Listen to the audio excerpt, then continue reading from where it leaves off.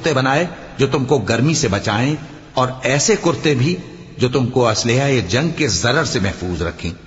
اسی طرح اللہ اپنا احسان تم پر پورا کرتا ہے تاکہ تم فرمانبردار بنو۔ پس اگر یہ لوگ روح گردانی کریں تو اے پیغمبر تمہارا کام فقط صاف صاف پہنچا دینا ہے۔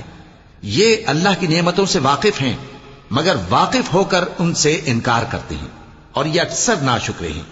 اور جس دن ہم ہر امت میں سے ایک گواہ یعنی پیغمبر کو کھڑا کریں گے، پھر نہ تو کفار کو بولنے کی اجازت ملے گی اور نہ ان کے عذر قبول کیے جائیں گے۔ اور جب ظالم لوگ عذاب دیکھ لیں گے تو پھر نہ تو ان کے عذاب ہی میں تخفیف کی جائے گی اور نہ ان کو مہلت ہی دی جائے گی۔ اور جب مشرک اپنے بنائے ہوئے شریکوں کو دیکھیں گے تو کہیں گے کہ پروردگار یہ وہی ہمارے شریک ہیں جن کو ہم تیرے سوا پکارا کرتے تھے، تو وہ ان کے کلام کو مسترد کر دیں گے اور ان سے کہیں گے کہ تم جھوٹے ہو۔